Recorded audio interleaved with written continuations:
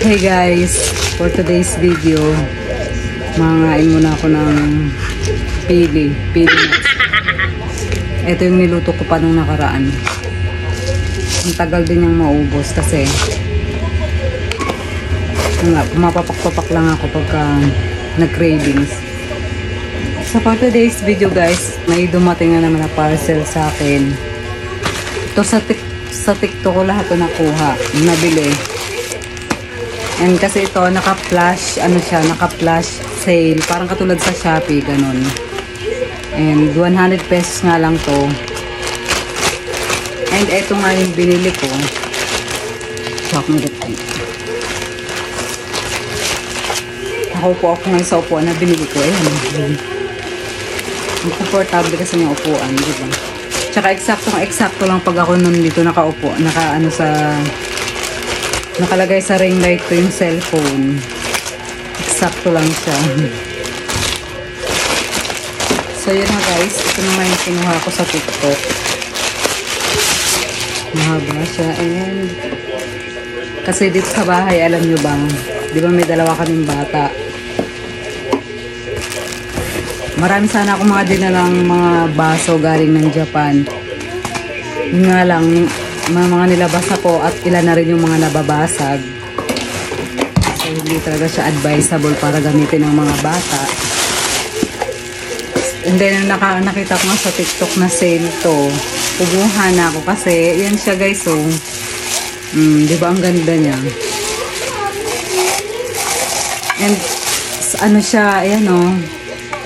Hindi pa to basag, hindi pa siya babasagin. And ano siya tawag nito, 99 pesos lang. And siyam na piraso. Ayun. Kita nyo diba, ang galing, hindi niya nabasag.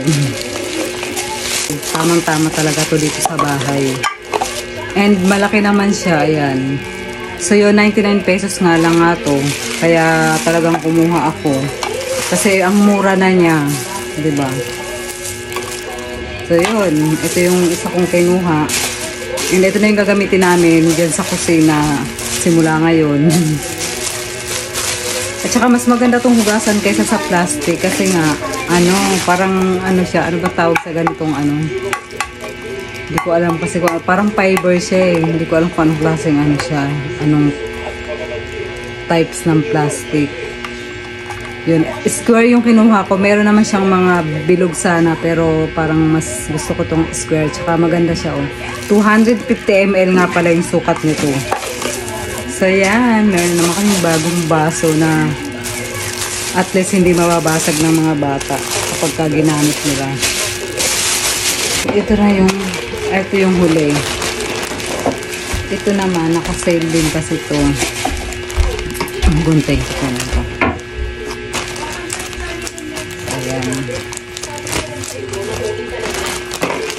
At alam niyo ba kung ano yung kinuha ko? Carpet.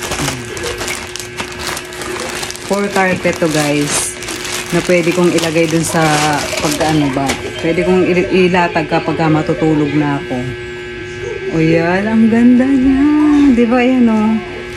Ang price nito nasa siya? 249. Meron siyang maliit. Pero mga 150 yata yun. Pero ito kasi tamang-tama lang siya, oh. Diba malaki siya, oh. Yan, oh. Tamang-tama siyang higaan.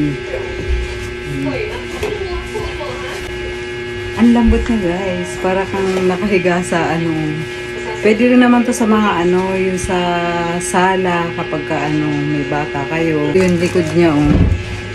Yan. Para siyang rubberized. Yun nga, rubberized siya, oh.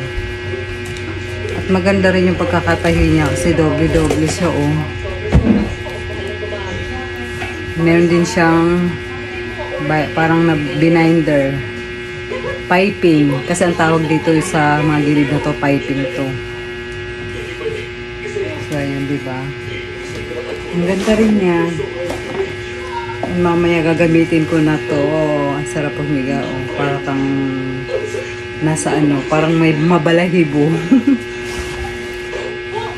So, yun lang ang ating video for today.